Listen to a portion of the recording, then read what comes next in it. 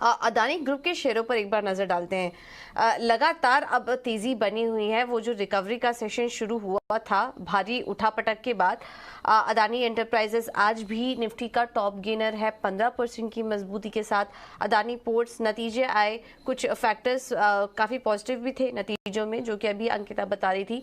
7.5% ऊपर स्टॉक है और इनके काफी सारे स्टॉक्स जो है उसमें लगातार अपर सर्किट भी लग रहा है। किरण, आपसे जानना चाहेंगे, ये जो अदानी ग्रुप के शेयरों में अब तेजी शुरू हुई है, एक रिकवरी का दौर जो अब चालू हुआ है, क्या इन स्तरों पर थोड़ा कॉशियस हो जाना चाहिए या फिर और तेजी के लिए बने रह सकते हैं? और इस स्पेस में कौन सा स्टॉक है आपको जो अच्छा लग रहा है?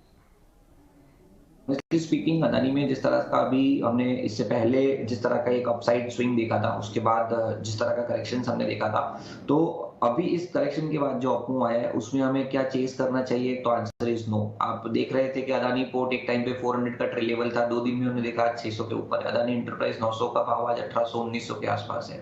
So I don't think so investor can chase this or may be trader can chase this volatility.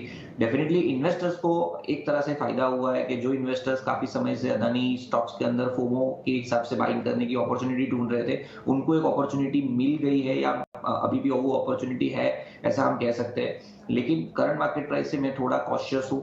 जिस तरह की वोलेटिलिटी में स्टॉक प्राइस गिरे और जिस तरह से वो रिबाउंड हुए, मेरे हिसाब से इस बाउंस को आप चेस मत कीजिए। You buy in staggered manner, slowly and gradually, if at all you understand Adani business. क्योंकि जिस तरह के इसके ओवरऑल बिजनेस है, जिस तरह के इनका ओवरऑल एक्सपोजर की बातें हैं, जिस तरह के रिपोर्ट्स इसके घूम रहे हैं, so it little bit risky of course. तो अब आपने जैसे क्वेश्चन पूछा कि सभी अदानी पूरे ग्रुप के अंदर कौन सा स्टॉक हमें अच्छा लग रहा है, so Adani port will be the stock we can look into. अभी 600 के आसपास प्राइस है।